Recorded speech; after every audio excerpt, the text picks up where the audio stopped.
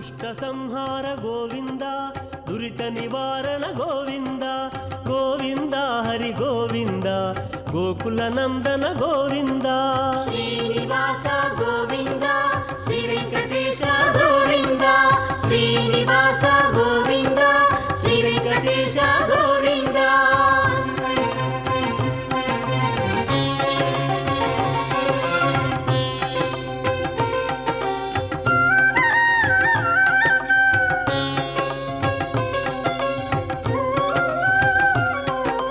శిష్టపాలక గోవింద కష్ట నివారక గోవింద గోవింద హరి గోవింద గోకుల నందన గోవింద శ్రీనివాస గోవింద శ్రీ వెంకటేశ గోవింద శ్రీనివాస గోవింద శ్రీ వెంకటేశ గోవింద వజ్రమకుటధర గోవింద వరాహమూర్తి గోవింద గోవింద హరి గోవింద గోకుల నందన గోవింద శ్రీనివాస గోవింద శ్రీ వెంకటేశ గోవింద శ్రీనివాస గోవింద శ్రీ వెంకటేశ గోవింద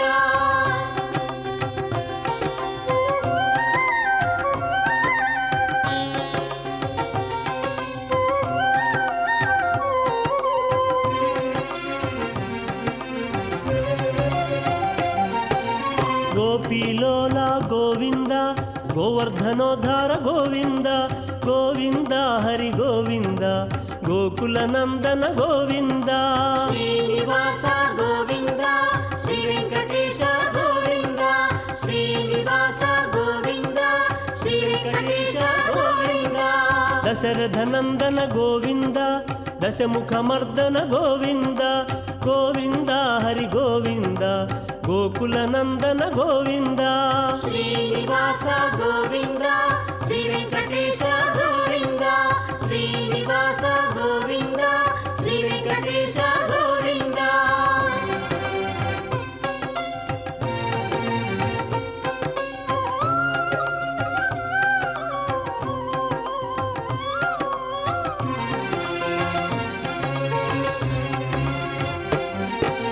పక్షివాహన గోవింద పాండవ ప్రియ శ్రీ గోవింద గోవింద హరి గోవింద గోకుల నందన గోవింద శ్రీనివాస గోవింద శ్రీ వెంకటేశ గోవింద శ్రీనివాస గోవింద శ్రీ వెంకటేశ గోవింద మధుసూదన హరి గోవింద మహిమ స్వరూప గోవింద గోవింద హరి గోవింద గోకుల నందన గోవింద శ్రీనివాస గోవింద శ్రీ వెంకటేశ గోవింద శ్రీనివాస గోవింద శ్రీ వెంకటేశ గోవింద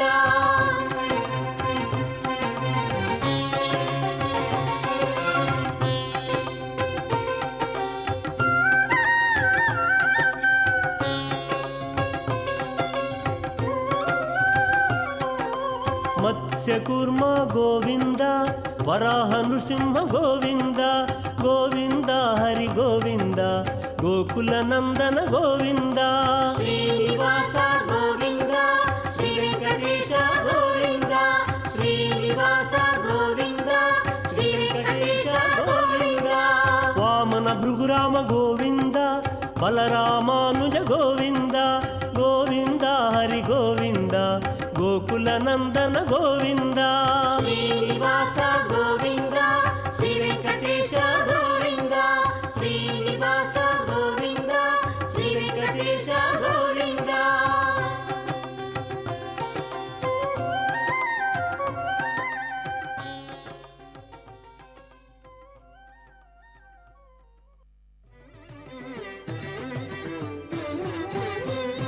దేవా నమో దేవా పావన గుణగణ భావ దేవా నమో దేవా పావన గుణగణ భావ పావన గుణగణ భావ దేవా నమో దేవా పావన గుణగణ భావ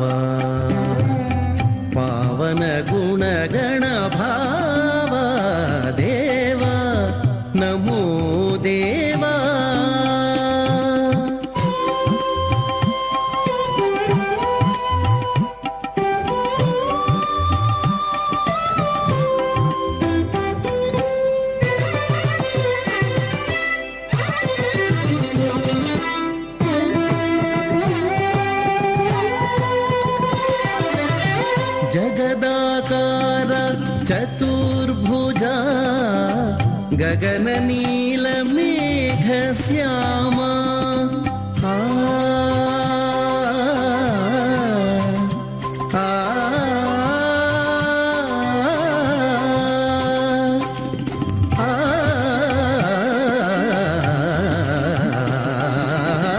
జగదాకార చతుర్భుజా గగన నీల మేఘ శ్యామా నిగమ పాదయుగ నీరజనాభా నిగమ పాదయుగ నీరజనాభా అగణిత లావణ్యాననా దేవా నమో దేవా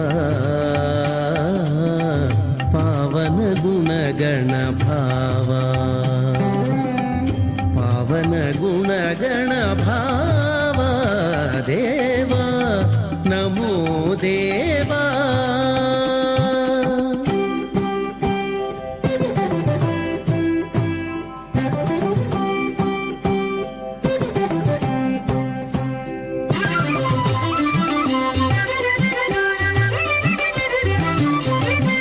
ఘన వేదాంతైర్గణన ఉదార కనక శంఖ చక్రకరాంక ఘన వేదాంతైర్గణన ఉదార కనక శంఖ చక్రకరాంక దినమణి శశాంక దివ్య విలోచన అనుపమ రవి బింబాధర దినమణి శశాంక దివ్య విలోచన అనుపమ రవి బింబాధర భావజ కల్జ భవజనక శ్రీవనిత హృదయేశ భావజ కల్జ భవజనక శ్రీవనిత హృదయేశ శ్రీ వెంకటగిరి శిఖర విహారా పావన గుణగణ భావా దేవా నమో దేవా పావన గుణగణ భావా పావన గుణగణ భావా దేవా దేవా దేవా నమో దేవా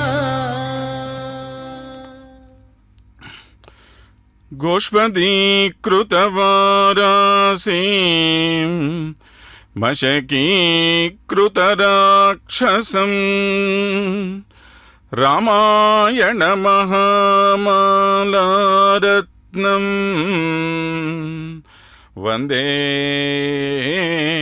అనిలాత్మజం. ఓం నమో వెంకటేశాయ. గోవిందరాజస్వామి దేవస్థానంలో అంగరంగ వైభవంగా జరుగుతున్న వార్షిక బ్రహ్మోత్సవాలలో 6వ రోజు ఉదయం దేవదేవుడు తన అత్యంత ప్రియమైన హనుమంతుని అధిరోహించి మనకు దర్శనమిస్తున్నారు.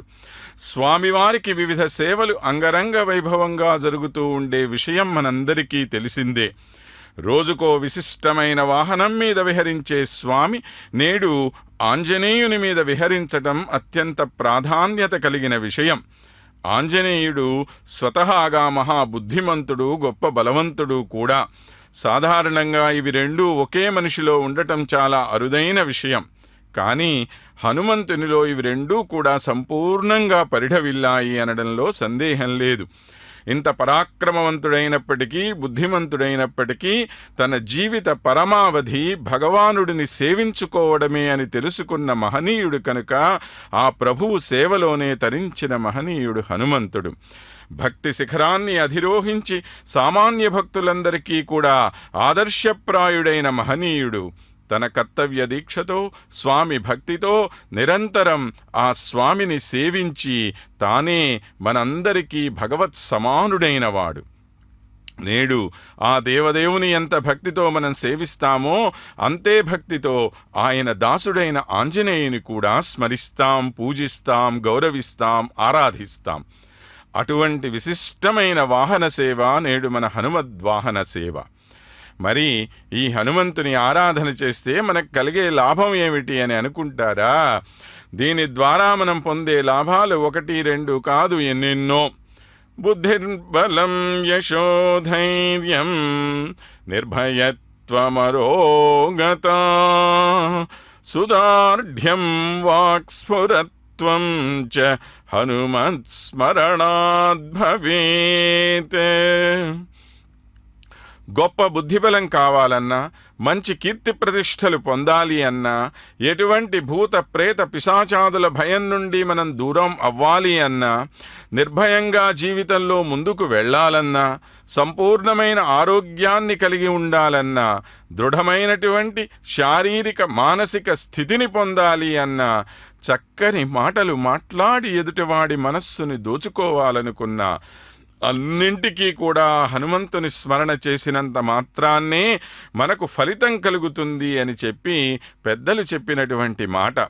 హనుమంతుని వాగ్వైభవం అంతా ఇంతా కాదు. నవవ్యాకరణవేత్తగా ప్రసిద్ధి చెందిన మహనీయుడు ఈయన. శ్రీరామచంద్ర మహాప్రభువే ఆ హనుమంతుని చూసి ఇలా అంటారు: నానృగ్వేద వినీతస్య నాయజుర్వేదధారిణః నాసామవేద విదుషో శక్యమేవం ప్రభాషితుం. ఋగ్వేదానికి స్వరం చాలా ప్రధానమైనటువంటిది కనుక ప్రతి అక్షరాన్ని కూడాను మనం అణిగి ఒణిగి నేర్చుకుంటేనే దాని గురించి తెలుస్తుంది. అదేవిధంగా యజుర్వేదానికి ఒకే అనువాకం మరలా తిరిగి వస్తూ ఉంటుంది. దాన్ని బాగా గుర్తుపెట్టుకొని అంటే ధారణ చేసుకుంటే కానీ మనం చక్కగా పలకలేం. అలాగే సామవేదం స్వరప్రధానమైనటువంటిది, చక్కని గానానికి అనుకూలమైనటువంటిది కనుక సామవేదాన్ని అధ్యయనం చేయాలి అంటే గొప్ప పాండిత్యం కూడా అవసరమైన విషయమే.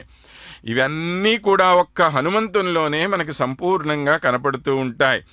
అటువంటి ఆ మహనీయుని చూసి శ్రీరామచంద్ర మహాప్రభువే ఎంతో ఆనందపడిపోయారంటే ఇక ఆయన యొక్క శక్తి ఎంత గొప్పదో మనం ఊహించుకోవచ్చు.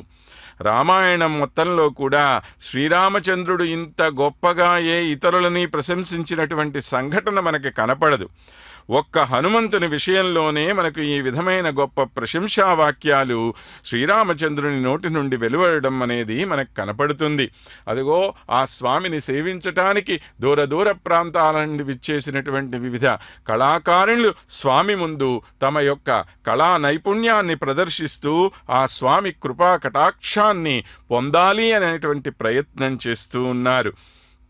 హనుమంతుడు తాను స్వయంగా ఎంత గొప్ప బలవంతుడైనప్పటికీ ఆయన పొందిన విజయాల వెనుక ఆ శ్రీరామచంద్ర ప్రభు యొక్క కృపా కటాక్షాలే సంపూర్ణంగా ఉన్నాయి అనటంలో కూడా ఎటువంటి సందేహం లేదు.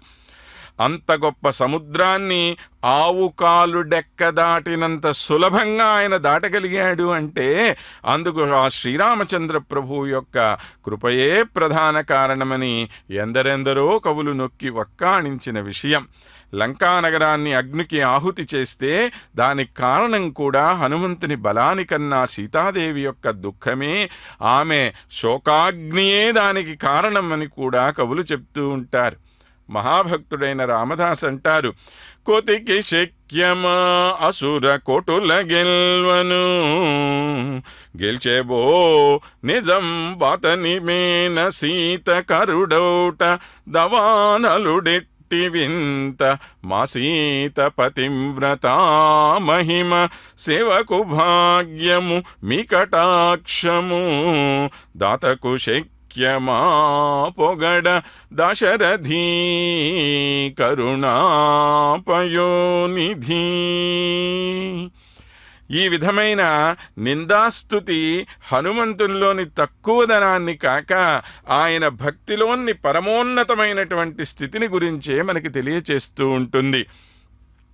ఆ సీతాశోకాగ్నినే తన ఆయుధంగా మరల్చుకున్న ఆంజనేయుని స్మరిస్తుంటాం మనందరము కూడా. ఉల్లంఘ్య సింధో సలిలం సలీలం యశోకవహ్నిం జనకాత్మజాం పద్మజాయాః ఆదాయతి నైవ దదాహ లంకాం నమామి తం ప్రాంజలిరాంజనేయం. దాస్యభక్తికి పరమోత్కృష్ట ఉదాహరణగా నిలిచిన మహనీయుడు ఆంజనేయుడు. ఎక్కడెక్కడ శ్రీరామచంద్ర ప్రభు యొక్క గుణగానం జరుగుతుందో అక్కడక్కడ రెండు చేతుల్ని జోడించి తన్మయత్వంతో ఆ ప్రభు నామాన్ని స్మరిస్తూ ఆనందాశ్రువుల్ని ఒలికింపచేస్తూ ఆ స్వామి వేంచేసి ఉంటాడని భక్తుల యొక్క నమ్మిక. ఎత్ర ఎత్ర రఘునాథ కీర్తనం తత్ర తత్ర కృతమస్తకాంజలిం బాష్పవారి పరిపూర్ణలోచనం మారుతిం నమత రాక్షసాంతకం అంటాం. అందుకే ఎక్కడ రామాయణ ప్రవచనం జరుగుతున్నా, సుందరకాండ పారాయణలు జరుగుతూ ఉన్నా అక్కడంతా ఆంజనేయ స్వామికి ఒక ప్రత్యేకమైన పీట వేసి దాని మీద ముగ్గులు పెట్టి దానికి నమస్కరించటం ఓ మంచి ఆచారంగా మనకు కనపడుతూ ఉంటుంది. ఎందుకంటే అక్కడ హనుమంతుడు వచ్చి కూర్చొని ఉంటాడని భక్తుల యొక్క ప్రగాఢమైనటువంటి విశ్వాసం. ఆంజనేయుని యొక్క అసమానమైన గుణగణాలకు వశం కానటువంటి వాడు రామాయణంలో బహుశా ఎవరు ఉండరేమో. రామాయణంలో ఉన్న ప్రతి పాత్ర కూడా హనుమంతుని యొక్క ప్రశంస ఎంతో గొప్పగా చేస్తూ ఉంటుంది. మహాబలశాలి జాంబవంతుడు హనుమంతుని గురించి ప్రశంసిస్తూ అంటాడు, పక్షయోర్యద్బలం తస్య భుజవీర్యబలం తవ విక్రమశ్చాపి వేగస్య నతేనాపహీయతే. గరుత్మంతుని యొక్క రెండు రెక్కలలో ఎంత బలమైతే ఉందో నీ రెండు భుజాల్లో కూడా అంతే బలమున్నదయ్యా అని చెప్పి ప్రశంసిస్తూ ఉంటాడు. హనుమంతుని రాజు అయినటువంటి సుగ్రీవుడు ఆయన్ని గురించి అంటాడు, న భూమౌ నాంతరిక్షే వా నాంబరే నామరాలయే నాప్సు వా గతిర్భంగం తే పశ్యామి హరిపుంగవ. ఈ భూమి, ఆకాశం, అంతరిక్షం, దేవతల అమరావతి లేదా నీటి లోపల భాగాల్లో ఎక్కడైనా సరే నీ వేగాన్ని అడ్డుకోగలిగిన వాడెవడూ లేడయ్యా. అగస్త్య మహర్షితో శ్రీరామచంద్ర మహాప్రభు అంటారు, అతులం బలమేతద్వై వాలినో రావణస్య చ నతు ఏతాభ్యాం హనుమతా సమ్మతు ఇతి మతిర్మమ. వాలి, రావణాసురుడు వీరిద్దరి యొక్క బలము మనందరికీ తెలుసు, చాలా గొప్పదైనటువంటిది, దానిలో ఏ సందేహం లేదు. కానీ వారిద్దరి యొక్క బలం కూడా ఈ హనుమంతుని బలం ముందు సాటి రాజాలదు అని చెప్పి అంటారు ఆయన. శౌర్యం, దాక్ష్యం, బలం, ధైర్యం, ప్రాజ్ఞతానయ సాధనం విక్రమశ్చ ప్రభావస్య హనుమతి కృతాలయః. ధైర్య శౌర్యాలలో, బల పరాక్రమాలలో, గొప్ప ప్రజ్ఞా పాటవాలలో, ప్రభావవంతమైన పరాక్రమంలో, నేర్పరితనంలో హనుమంతుని మించినటువంటి వాడు ఎవ్వడూ లేడు.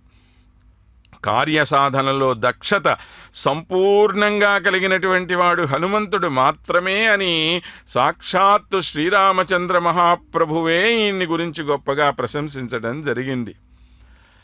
లంకాదహన సమయంలో హనుమంతుని భయంకరమైన రౌద్రరూపాన్ని చూసి సాక్షాత్తు రావణుడే ఆశ్చర్యపోయాడు. సాక్షాద్యమో వా వరుణో నిలో వా రౌద్రోగ్నిరర్కో ధనదశ్చ సోమో నవానరోయం స్వయమేవ కాలః. ఇతడు వజ్రాయుధాన్ని ధరించినటువంటి దేవరాజైన మహేంద్రుడై ఉంటాడా? సాక్షాత్తు యముడో, వరుణుడో, వాయుదేవుడో ఈ రూపంలో ఏమైనా వచ్చారా? ప్రపంచాన్ని మొత్తాన్ని భస్మం చేయగలిగినటువంటి సంవర్తాగ్ని రూపంలో ఏమైనా వచ్చిందా? సూర్యుడు కానీ, కుబేరుడు కానీ, చంద్రుడు కానీ, యమధర్మరాజు కానీ ప్రపంచం మొత్తాన్ని నాశనం చేయడం కోసమే ఈ లంకా నగరానికి విచ్చేసి ఉంటారా? ఇతను మాత్రం వానరుడు అవ్వడానికి వీల్లేదయ్యా. వీరిలో ఎవరో ఒక శక్తి రూపంగా ఇక్కడికి వచ్చిన వాడై ఉంటాడు అని చెప్పి ఆయన చాలా ఆశ్చర్యపోయాడు. అది హనుమంతుని యొక్క పరాక్రమం.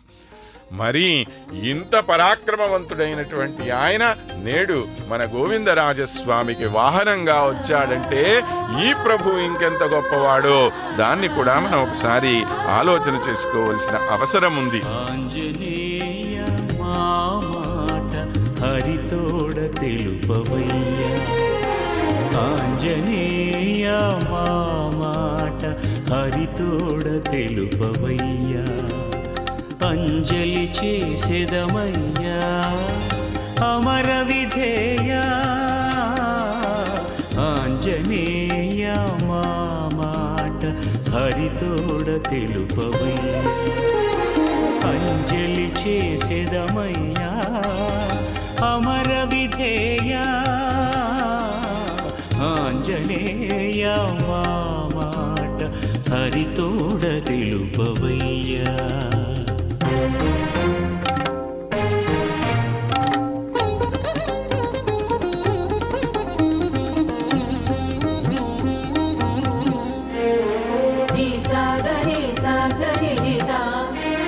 పుట్టినప్పుడే ఫలకాంక్షను కెందమ్మి చుట్టమును కబడిల్చవా, రవి పట్టిని దశరథ రాజకుమారుని ప్రాణసఖుని చేయవా,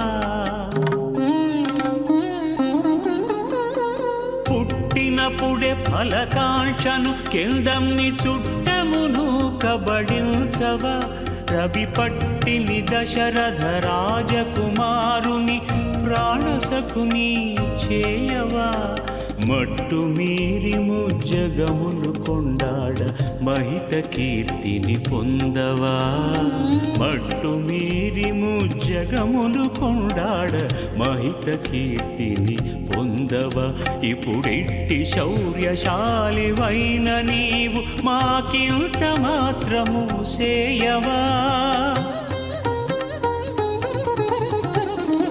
ఆంజనేయ మా మాట హరితోడ తెలుపవయ్యా, అంజలి చేసేదమయ్యా అమర విధేయ.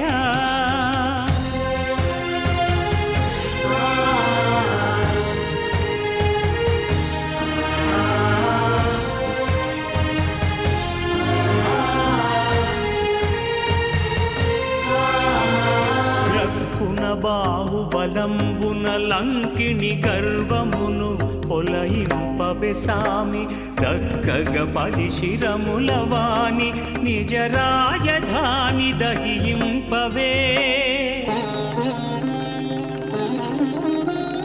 గ్రక్కున బాహుబలంబున లంకిణి గర్వమును పొలయింపవే సామి, దక్కగ పది శిరముల వాణి నిజ రాజధాని దహింపవే, మేటి రక్కసుల గొట్టి జనకజ సేమము రాముని తోడ తెలుపవే, మేటి రక్కసుల గొట్టి జనకజ సేమము రాముని తోడ తెలుపవే, అక్కజముగ మా కార్యము ఘటింప దిక్కు నీవుగావే, ఆంజనేయ మా మాట హరితోడ తెలుపవయ్యా, అంజలి చేసేదమయ్యా అమర విధేయ.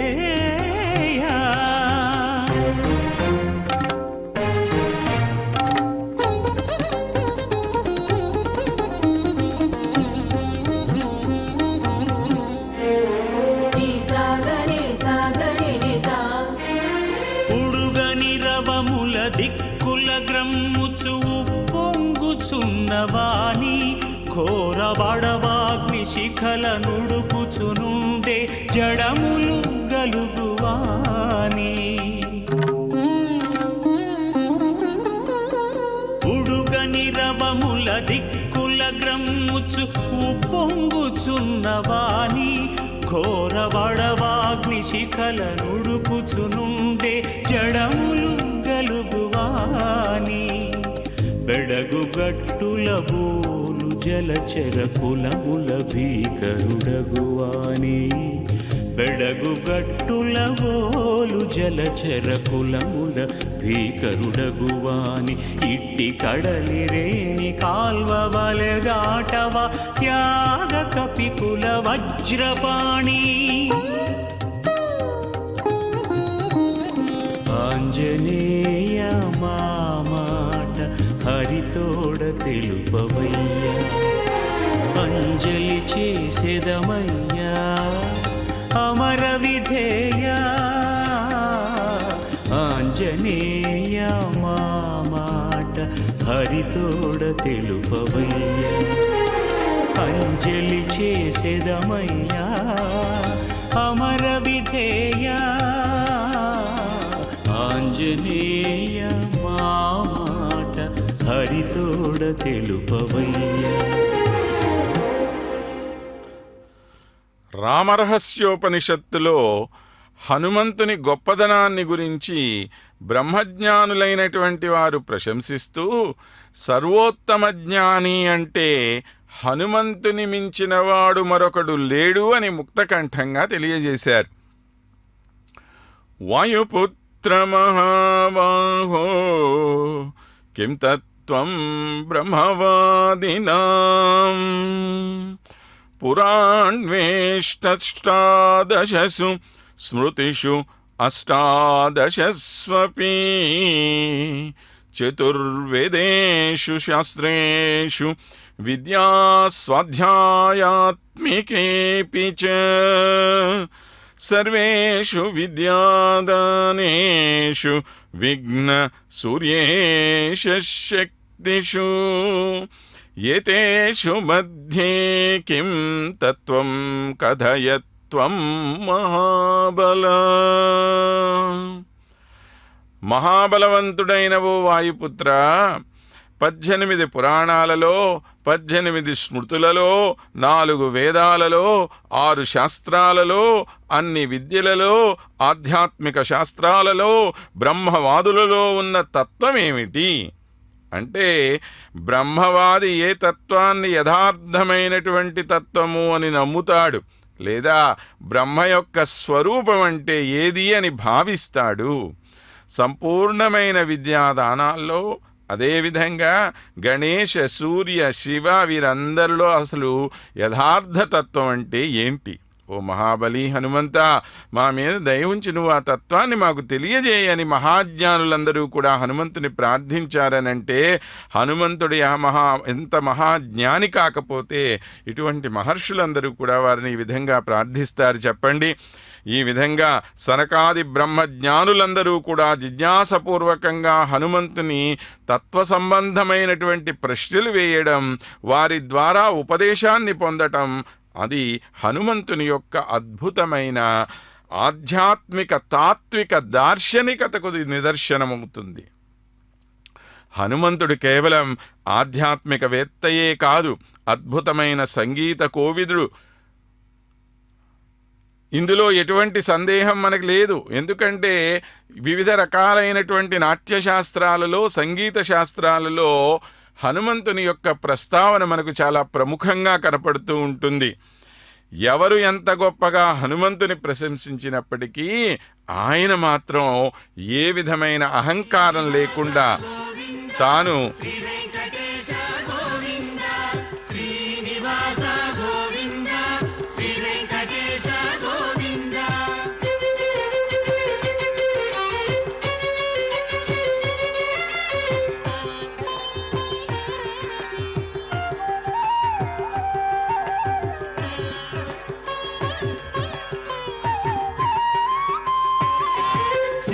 పాలక గోవింద, కష్ట నివారణ గోవింద, గోవింద హరి గోవింద, గోకుల నందన గోవింద, శ్రీనివాస గోవింద, శ్రీ వెంకటేశ గోవింద, శ్రీనివాస గోవింద, శ్రీ వెంకటేశ గోవింద, వజ్రమకుటధర గోవింద, వరాహమూర్తి గోవింద, గోవింద హరి గో.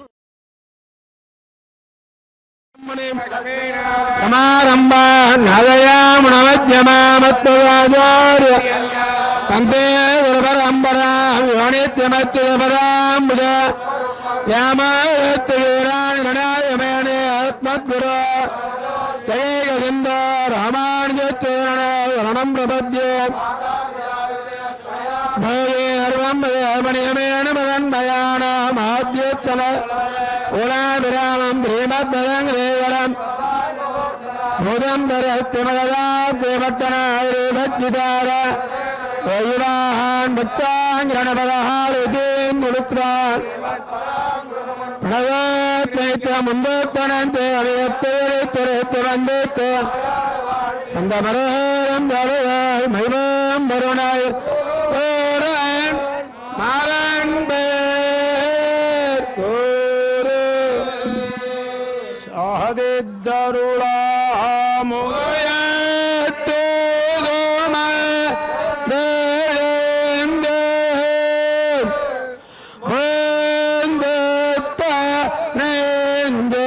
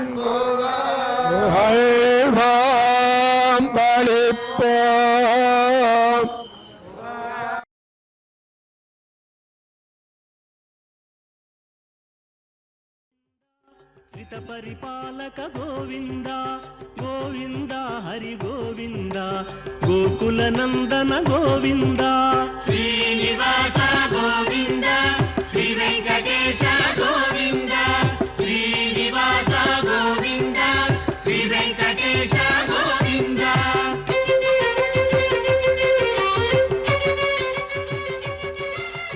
ఆంజనేయ స్వామిలో ఉన్నటువంటి గొప్పతనం ఏంటో తెలుసా అండి?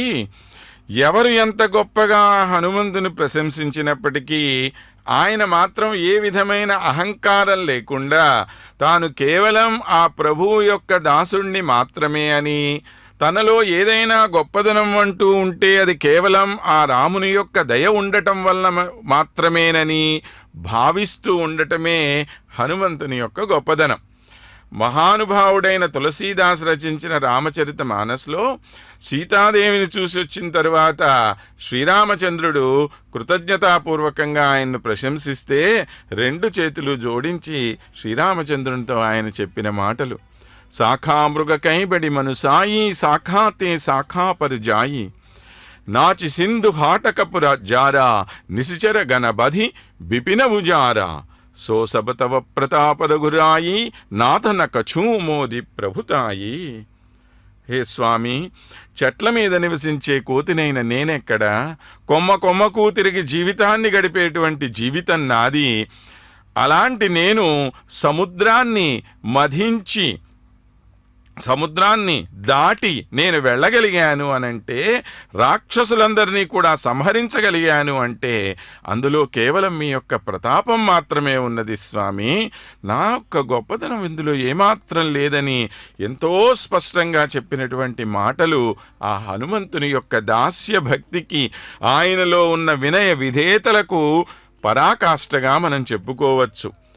జగద్గురు నింబార్క మహామునీంద్రుడు రచించిన వేదాంత కామధేను అనే గ్రంథంలోని 9వ శ్లోకంలో ఇలా అంటారు: కృపాస్య దైన్యాదియుజి ప్రజాయతే యయా భవేత్ ప్రేమ విశేషలక్షణ భక్తిర్హ్యనన్యధిపతేర్మహాత్మనః సచోత్తమా సాధన రూపికా పరా. సర్వతంత్ర స్వతంత్రుడైన అనంత శ్రీ సమలంకృతుడైన అనంతకోటి బ్రహ్మాండ నాయకుడైన భగవానుడైన సర్వేశ్వరుడైన స్వామి యొక్క కృప దీనుడైన వాడు, వినయుడైన వాడు, సరళమైనటువంటి వాడి మీద మాత్రమే ఎక్కువగా ఉంటుంది. అతనికి భగవద్విషయకమైనటువంటి పరమ ప్రేమ సంప్రాప్తిస్తుంది అని అంటారు. ఆ ప్రేమానురాగాలనే పరాభక్తి అని మన పెద్దలు చెప్తూ ఉంటారు.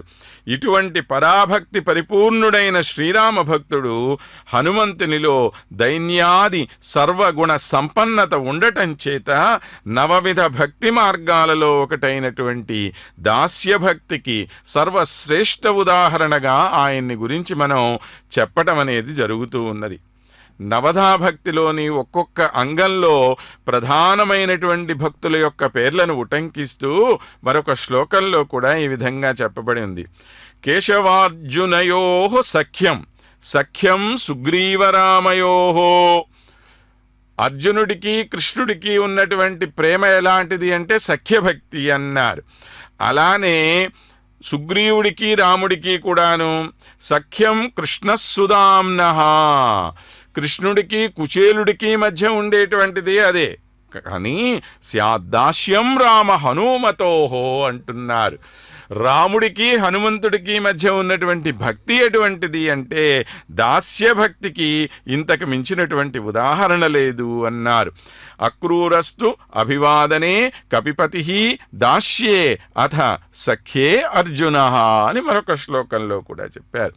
కనుక దాస్యమనేటువంటి నవవిధ భక్తిలో కపిపతి అయిన హనుమంతుని నామమే మొట్టమొదటి నామంగా అందరూ ప్రశంసించినటువంటి విషయం అని మనం ఎప్పుడూ గుర్తుంచుకోవాలి. హనుమంతుడు గొప్ప బుద్ధిబల సంపన్నుడని, తెలివిగలిగిన ప్రతిభావంతుడని, సమర్థుడని చెప్పుకుంటూ ఉన్నాం. సమయానికి సందర్భానికి అనుగుణంగా మాట్లాడుతూ తాను సాధించవలసిన పనిలో సాఫల్యాన్ని పొందటం ఈయనకున్న గొప్ప వైశిష్ట్యం. సీతామాతను వెతుకుతూ అశోకవనానికి చేరుకున్న సమయంలో తాను అక్కడికి వచ్చినటువంటి విషయాన్ని ఏ విధంగా సీతమ్మకు తెలియచేయాలి అని ఆలోచన చేస్తూ ఆయన ఎంత గొప్ప ప్రణాళిక రచించి సీతమ్మకు తన పరిచయం చేసుకున్నాడో ఒక్కసారి మనం గుర్తు తెచ్చుకుంటే ఆయన యొక్క వాక్చాతుర్యంలో ఉండే గొప్పతనం స్పష్టమవుతుంది. ఇంత మహాబలి అయినవాడు, సంజీవని పర్వతాన్ని కూడా పికిలించి తీసుకురాగలిగినటువంటి శక్తివంతుడైనటువంటి హనుమంతుడు తన స్వామి అయిన శ్రీరాముని ముందు మాత్రం చేతులు జోడించుకొని తల వంచుకొని భక్తిభావంతోనే ఉంటారు, కానీ ఏ విధమైనటువంటి గొప్పదనాన్ని ప్రదర్శించరు. తన శరీరంతో మనస్సుతో ఆయన చేసినటువంటి సేవ, దానికి ప్రతిఫలంగా ఏమివ్వాలా అని దానగుణంలో సార్వభౌముడైనటువంటి శ్రీరామచంద్రులే నిర్ణయించుకోలేకపోయారనంటే ఆయన యొక్క గొప్ప భక్తిభావం ఎంత ఉన్నతమైనటువంటిదో మనం అర్థం చేసుకోవచ్చు. నిస్వార్థ భావనతో భగవంతుని సేవ చేసేటువంటి వాడికి మనస్సు చాలా పవిత్రంగా ఉంటుంది. దానితో పాటు ఆత్మసాక్షాత్కారం కూడా జరుగుతుంది. వారికి లభించేటువంటి ప్రతిఫలం అదే. అందువలన ఎవరైతే నిరంతరం ఆత్మసాక్షాత్కారం చేసుకోవాలని స్వామి ధ్యానంలో నిమగ్నమై ఉంటారో వారందరూ కూడా చిరంజీవులే అవుతారు. హనుమంతుని విషయంలో కూడా శంకరాచార్యులు వారు రచించిన హనుమత్ పంచరత్నం అనే స్తోత్రంలో ఒక చక్కని మాట మనకు కనపడుతుంది. దూరీకృత సీతార్తి ప్రకటీకృత రామవైభవ స్ఫూర్తి దారిత దశముఖ కీర్తి పురతో మమ భాతు హనుమతో కీర్తి. శ్రీరామనామాన్ని స్మరించి దాని యొక్క మహిమతో హనుమంతుడు సీతాదేవి యొక్క దుఃఖాన్ని దూరం చేశాడు, రామ మహిమను ప్రకటింపచేశాడు, రామ వైభవాన్ని లోకానికి తెలియజేశాడు, రామనామ జపం యొక్క మహిమతో సముద్రాన్ని దాటాడు. లంకా ప్రవేశం చేసేటువంటి సమయంలో సముద్రం మీద సేతువుని నిర్మింపచేసి అతి సులభంగా సేనతో పాటు లంకానగరంలో ప్రవేశించాడు. రావణుడి యొక్క కీర్తి పతాకను ధ్వంసం చేసినటువంటి వాడు.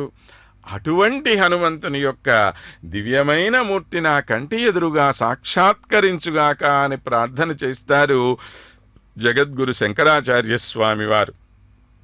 సాధారణంగా ఉపాసకుడు ఏ దేవీ దేవతను ఉపాసన అయితే చేస్తారో వారి నామజపం లేదా అనుష్ఠానానికి సంబంధించినటువంటి దేవతల సాక్షాత్కారం వారికి లభిస్తుంది.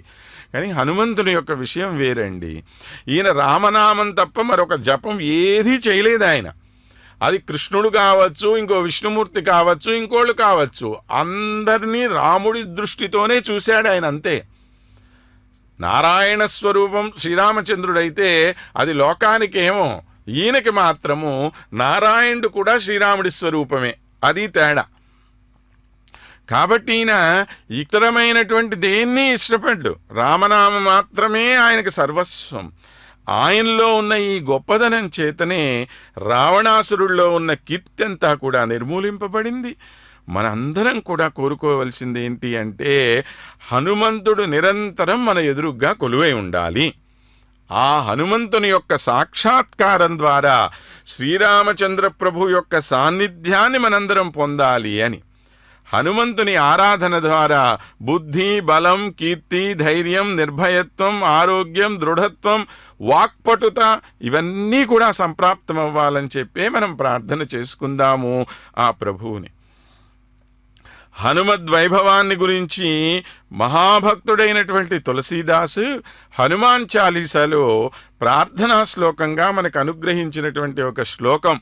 దేశం మొత్తం మీద కూడా అటు హనుమద్భక్తుల్లో ఇటు రామభక్తుల్లో కూడా అత్యంత ప్రాచుర్యం కలిగినటువంటి శ్లోకం అది. స్వామి హనుమ యొక్క గుణగణాలని అత్యంత వైభవోపేతంగా వర్ణించినటువంటిది ఆ శ్లోకం. జై హనుమాన జ్ఞాన గుణసాగర జయ కపీశతి లోకము జాగర విద్యావాన గుణీ అతి చాతుర రామ కాజ కరివేకో ఆతుర. పూజ్యమునివరేణ్యులైన శ్రీ విద్యానంద మహారాజ్ హనుమంతుని వైభవాన్ని గురించి తెలియజేస్తూ అంటారు, భారతీయ వేదాంత శాస్త్రాలలో వివిధ సంస్కృతులకు సంబంధించిన ఆచార్యులు రకరకాల భాషల్లో రకరకాలైనటువంటి కథల్ని రచించారు. వారందరూ కూడా హనుమంతుని గురించి చేసినటువంటి వర్ణన ఏదైతే ఉందో అది ఎంతో తర్కబద్ధమైన వర్ణన అంటారు వారు. హనుమంతుడు అన్ని విధాలైనటువంటి కోరికలని జయించినవాడు. ఆయన తల్లి అయినటువంటి అంజనాదేవి కూడా మహా ఉత్కృష్టురాలైనటువంటి సాధ్వీ శిరోమణి. హనుమంతుడు కర్తవ్యనిష్టాపరుడు, శ్రీరామచంద్రునికి అనన్యమైన భక్తుడు. ఈరోజు దేశంలో ఉండేటువంటి కొత్త తరమంతా కూడా శ్రీరాముని యొక్క హనుమంతుని యొక్క జీవిత చరిత్రలను తాత్విక బుద్ధితో అర్థం చేసుకొని ఆచరణలో పెట్టుకోవటం ఎంతో అవసరమైన విషయం. దాని ద్వారా వారిలో అనవసరమైనటువంటి కోరికల్ని జయించే శక్తి కలుగుతుంది. శాంతి సమన్వయాలతో జీవితాన్ని ముందుకు తీసుకొని పోగలిగే సామర్థ్యం పెరుగుతుంది. ఇది హనుమంతుని సేవించుకోవటం ద్వారా మనందరికీ కలిగేటువంటి గొప్ప భాగ్యం. అలాంటి హనుమద్వాహనం మీద నేడు దేవాదిదేవుడైన మన గోవిందరాజస్వామి వైభవోపేతంగా ఊరేగుతూ ఉంటే ఆ వైభవాన్ని చూసి తరించిన మనందరికీ కూడా ఇటువంటి సద్బుద్ధి కలుగుతుంది అని ఆశిస్తూ మనం ముందుకు కొనసాగుదాం. ఎవరి మీదనైనా ప్రేమతో దాస్యం చేయాలి అని మనం అనుకుంటే అందులో మన జాతి అభిమానం పెద్ద బాధగా ఉంటుందండి. శ్రీరామచంద్ర ప్రభువుకి సేవ చెయ్యాలి అనుకున్నప్పుడు సేవకుడైనటువంటి వాడు తన వ్యక్తిగతమైన కర్తవ్యాలను నిర్వహించడంలో నిమగ్నమై ఉంటే, అంటే స్నానం, సంధ్యావందనం, నిత్యకర్మలు ఇవన్నీ ఉంటాయి కదా, వాటిల్లో గనక ఉంటే, దానితో పాటు నేను పెద్ద జాతికి సంబంధించిన వాడినయా, ఇట్లాంటి చిన్న చిన్న సేవలు నేను చేయటం ఏమిటి అనేటువంటి భావం గనక ఒకవేళ వాళ్ళకు ఉంటే, ఆ సేవకుడు ప్రభు సేవ చేయలేనటువంటి దురదృష్టవంతుడే అవుతాడు. తన ఆహార వ్యవహారాల కోసం వేరే ఏర్పాటు చేసుకోవాలి అని అనుకుంటే దానికి చేసుకోవలసిన పనులు వేరే ఉంటాయి. అలా కాకుండా మన స్వామి యొక్క సేవ మనం చేసుకుంటూ దాని ద్వారా లభించినటువంటి తృణమో, ఫలమో, కాయో, పండో ఏదుంటే అది దాన్నే మనం స్వీకరించాలి అని అనుకున్నప్పుడు ఆ సేవాధారా ప్రవాహం అకుంఠితంగా ఎటువంటి ప్రతిబంధకాలు లేకుండా ముందుకు వెళ్తుంది. కనుక సేవాధర్మం అనేటువంటి అనన్యమైన సేవకు మాత్రమే సాధ్యమయ్యేటువంటి విషయం ఇది. ఇందులో ఈ ఇతరమైనటువంటి తన సేవ అనేటువంటి దానికి స్థానం ఉండదు, ఇతరుల సేవకు కూడా స్థానం ఉండదు. స్వామి సేవకు సహాయకారైన ఏ సేవనైనా సేవకుడు స్వీకరించాలి, దాన్ని తప్ప ఇతరమైన దేన్ని స్వీకరించడాడు అంటానికి హనుమంతుడే ఒక పెద్ద ఉదాహరణ. ఒక తమాషా అయినటువంటి సంఘటన గుర్తు చేసుకుందాం. ఒకానొక సందర్భంలో రాములు వారికిట నిద్ర వస్తున్న సమయంలో ఆయన ఆవులిస్తే ఆయన నోటి ముందు చిటిక వేసే పని హనుమంతుడికి అప్పగించారట. నాటి నుండి ఈయనకి ఏం పేరు వచ్చిందో తెలుసా అండి? చుట్కీ హనుమాన్ అనే పేరు వచ్చింది. ఆ చుట్కీ హనుమానే ఇప్పుడు చిట్టి హనుమంతుడని, చిట్టి ఆంజనేయుడని మనము రకరకాల ప్రాంతాల్లో, మన ప్రాంతంలో దేవాలయాలు ఉంటాయి. ఆయన చిట్టి హనుమంతుడు, పొట్టి హనుమంతుడు ఏమీ లేడు, ఈయన చుట్కీ హనుమంతుడు. అలా చిటిక వేస్తూ, అంటే ఇంత చిన్న పని కూడా నేను చెయ్యాలా అని అనుకోలా ఆయన ఏనాడు. అది నిజమైనటువంటి సేవకుడి యొక్క లక్షణం. ఇది హనుమంతుని యొక్క నిస్వార్థపూరితమైనటువంటి జాతిగతమైనటువంటి అభిమానాన్ని దూరం చేసుకున్నటువంటి గొప్ప సేవాభావానికి ప్రతీకగా మనం స్వీకరించాలండి. సేవకుడైనటువంటి వాడు తన స్వామి పని పూర్తి కానిదే ఏ విధమైన ఇతర సేవలను తాను స్వీకరించడు. లంకానగరానికి వెళ్ళే సమయంలో మైనాకుడు ఆయనకు ఆతిథ్యం ఇవ్వాలి అని సంకల్పిస్తే, రామకార్యంలో నిమగ్నమైన నాకు విశ్రాంతి తీసుకునే అవకాశం ఎక్కడయ్యా అని ఆనాడు హనుమంతుడు చెప్పినటువంటి మాట ప్రతి ఒక్కళ్ళం కూడా నిరంతరం గుర్తుంచుకోదగినటువంటి మాట. నాగమాత నోటి నుండి తప్పించుకునే ప్రయత్నంలో తన ఆకారాన్ని రెండింతలుగా చేసుకొని పెంచుకోవడం, ఆమె నోరు బాగా తెరుచుకోగానే చిన్న ఆకారంతో దానిలో ప్రవేశించి బయటికి రావటం, ఇదంతా కూడా హనుమంతుని యొక్క బుద్ధి కుశలతకు గొప్ప ఉదాహరణ. స్వర్ణలంకను కాపాడుతున్న లంకిణి యొక్క ప్రలోభానికి లొంగకుండా తనలో ఉన్నటువంటి లోభరాహిత్యాన్ని ప్రదర్శించటం, ఆయన్ను భయపెట్టాలని లంకిణి ప్రయత్నిస్తే నిర్భయంగా ఎదురు నిలబడి ఉండటం, ఇవన్నీ కూడా ఆయనలో ఉండే సేవాధర్మానికి ప్రతీకలైనటువంటి విషయాలు. మరి హనుమంతుని యొక్క పరాక్రమాన్ని గురించి, రామాయణం గురించే మనం చెప్పుకుంటున్నామే, కేవలం రామాయణంలో మాత్రమే హనుమంతుడి యొక్క ప్రశంస ఉన్నదా అని అంటే కాదండి. ఇతర పురాణాల్లో కూడా మనకి హనుమద్వైభవాన్ని సంబంధించినటువంటి ఎన్నో విషయాలు కనపడుతూ ఉంటాయి. బ్రహ్మవైవర్త పురాణంలో హనుమంతుని యొక్క పరాక్రమాన్ని గురించి ఆయనే స్వయంగా చెప్పుకున్నటువంటి ఒక మాట, మర్కటీడింభతుల్యాం చ లంకాం పశ్యామి సువ్రతే మూత్రతుల్యం సముద్రం చ శరావమితి భూతలం పిపీలికా సంఘమివ ససైన్యం రావణం తథా అన్నాడు.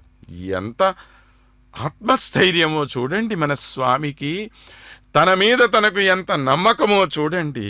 నేను ఈ విశాలమైనటువంటి లంకా నగరాన్ని ఓ చిన్న కోతిపిల్లలాగా అనుకుంటున్నాను పోండయా అన్నాడు. ఈ సముద్రం ఎలాంటిది అంటే ఒక మూత్రతుల్యమట అది ఆయనకి. ఈ భూమి అంతా కూడా ఓ చిన్న మూత్రపాత్ర అనుకుంటున్నాను నేననేసాడు ఆయన. అసంఖ్యాకమైనటువంటి ఈ రావణాసురుడి సైన్యం ఎలా ఉందంటే చీమల దండుతో సమానం పోండయా బాబు నాకు అన్నాడు ఆయన. ఇది ఆయన యొక్క భావన. ఇందులో ఏమన్నా అతిశయోక్తి ఉంది అని ఎవరికన్నా సందేహం వస్తే ఒక్కసారి హనుమంతుడి పరాక్రమాన్ని గుర్తు తెచ్చుకోండి. ఆయన ఎంత వేగంగా, ఎంత పరాక్రమంతో లంకా రావణ సైన్యాన్ని నాశనం చేశాడు. దైవమౌనా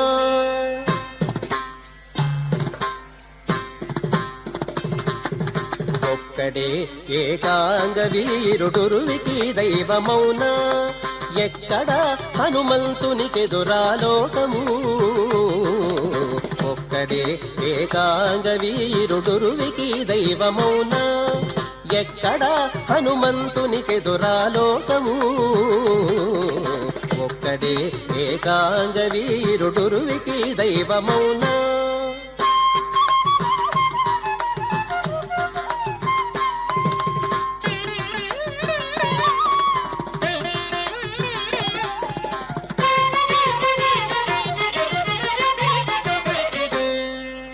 ముందట నేలెడి పట్టమునకు బ్రహ్మైనాడు, అందరు దైత్యుల చంపి హరిపేరైనాడు. ముందట నేలెడి పట్టమునకు బ్రహ్మైనాడు, అందరు దైత్యుల చంపి హరిపేరైనాడు. అంది రుద్ర వీర్యము తానై హరుడైనాడు, అంది రుద్ర వీర్యము తానై హరుడైనాడు.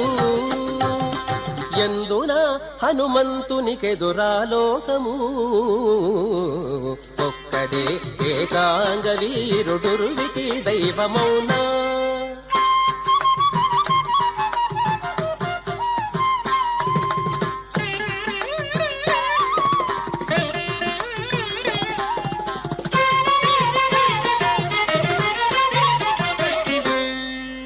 చుక్కలు మోవ పెరిగి సూర్యుడు తానైనాడు, చిక్కు పాతాళము దూరి శేషుడైనాడు. చుక్కలు మోవ పెరిగి సూర్యుడు తానైనాడు, చిక్కు పాతాళము దూరి శేషుడైనాడు. గక్కన వాయుజుడై జగత్ప్రాణుడైనాడు, గక్కన వాయుజుడై జగత్ప్రాణుడైనాడు. ఎక్కువ హనుమంతునికెదురాలోకము. ఒక్కడే ఏకాంగ వీరుడురువికి దైవమౌనా.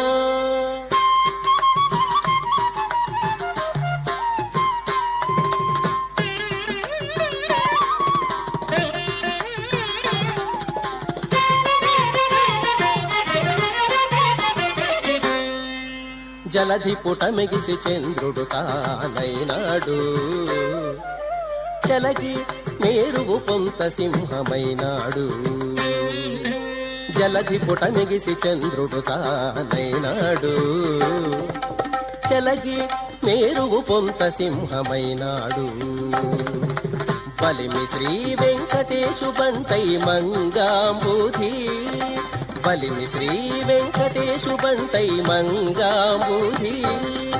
ఇలయి హనుమంతునికెదురాలోకము. ఒక్కడే ఏకాంగ వీరుడురువికి దైవమౌనా. ఎక్కడ హనుమంతునికెదురాలోకము. ఒక్కడే ఏకాంగ వీరుడురువికి దైవమౌనా. ఒక్కడే ఏకాంగ వీరుడురువికి దైవమౌనా.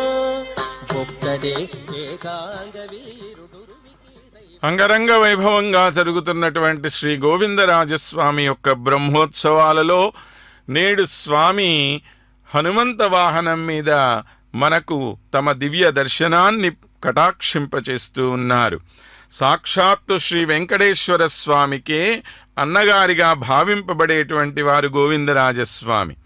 తిరుపతి క్షేత్రంలో గోవిందరాజస్వామి ఆలయం సనాతన ధర్మానికి, సంస్కృతికి ప్రతీకగా వెలసిల్లుతున్నటువంటి అద్భుతమైన కట్టడం. భగవద్ రామానుజాచార్యుల వారికి స్వప్నంలో సాక్షాత్కరించిన గోవిందరాజస్వామి తనకు ఒక మందిరాన్ని నిర్మించి ఇవ్వాలని కోరగా భగవద్ రామానుజాచార్యుల వారు వైఖానస సాంప్రదాయానుసారం ఒక చక్కని మందిర నిర్మాణం చేసి భారతీయ సంస్కృతికి అర్పణం గావించారు. చారిత్రక ఆధారాల ప్రకారం 13వ శతాబ్దం నుండి ఈ ఆలయం నిర్మింపబడుతున్నట్లుగా కనపడుతూ ఉంటుంది. ఎందరో రాజులు మహారాజులు ఈ మహాప్రభువు యొక్క సేవ చేసుకుని తరించినటువంటి వారు. ఇక్కడ మొట్టమొదటిగా పార్థసారథి స్వామి ఆలయం ఉండేదని, తరువాత భగవద్ రామానుజాచార్యుల వారు గోవిందరాజస్వామిని ప్రధాన దైవతంగా భావన చేసి ఈ ఆలయాన్ని నిర్మింపచేశారని ఇక్కడ ప్రతీతి. శ్రీనివాసుడు స్వామి యొక్క కళ్యాణం జరుగుతూ ఉంటే కుబేరుడు స్వామికిచ్చినటువంటి అనంత సంపదను కాపాడేటువంటి బాధ్యత గోవిందరాజస్వామి మీదనే ఉందట. అందువలన నాటి నుండి నేటి వరకు కూడా స్వామి సంపదను కాపాడుతూ ఉన్నటువంటి పెద్దన్నగారు మన గోవిందరాజస్వామి. ఆయన ఇలాగా శయనించి ఆ కొండ మీద మనం స్వామికి సమర్పించేటువంటి ప్రతి కానుకని కూడా ఇక్కడ నుంచే ఆయన లెక్కిస్తూ వాటన్నింటినీ కూడా కాపాడుతూ ఎవరైనా సరే ఏ విధమైనటువంటి దుష్ట పన్నాగాలు పన్నితే వారందరినీ శిక్షించడానికి సిద్ధంగా ఉంటారు మన పెద్దన్నగారు. అంతేకాదు అలాగా స్వామి యొక్క అనంతమైన ఐశ్వర్యాన్ని రక్షించేటువంటి ప్రభువు గనక అయినా ఈ గోవిందరాజస్వామిని ఆరాధన చేస్తే సకల ఐశ్వర్యాలు మనకి కలుగుతాయి అనండి భక్తుల యొక్క నమ్మిక. అందుకే గోవిందరాజస్వామిని గురించి ప్రార్థన చేస్తూ అన్నమాచార్యుల వారు అంటున్నారు, కొమ్మలాల ఎంతవాడే మన గోవిందరాజు, కుమ్మరించి రాజసమే మన గోవిందరాజు అన్నాడు.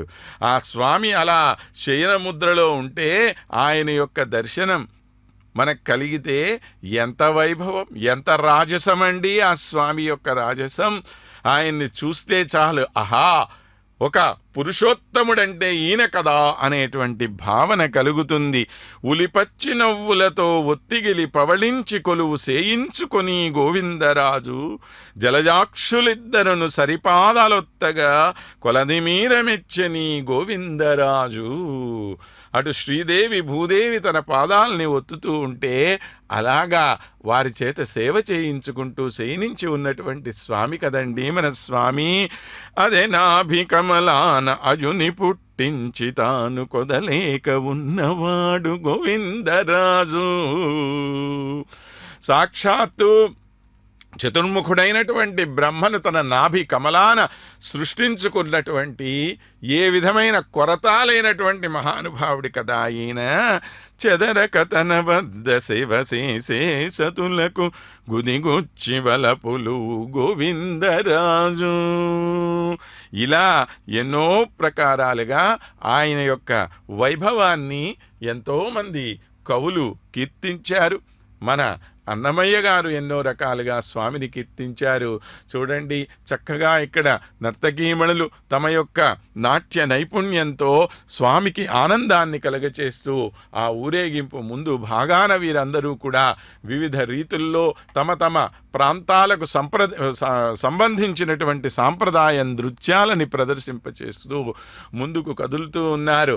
ఎన్నెన్ని దూర దూర ప్రాంతాల నుండి ఎక్కడెక్కడ నుంచి వచ్చినటువంటి కళాకారులు వీరందరూ కూడా స్వామి సేవ చేసుకునేటువంటి మహద్భాగ్యాన్ని పొందినటువంటి గొప్ప సౌభాగ్యశీలురైనటువంటి వారు వీరందరి కూడాను.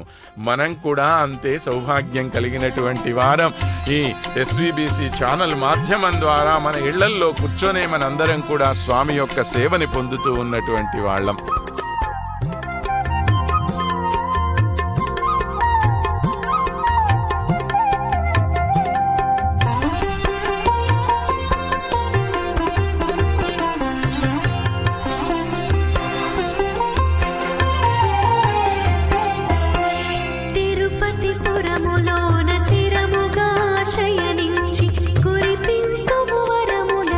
గోవిందరాజా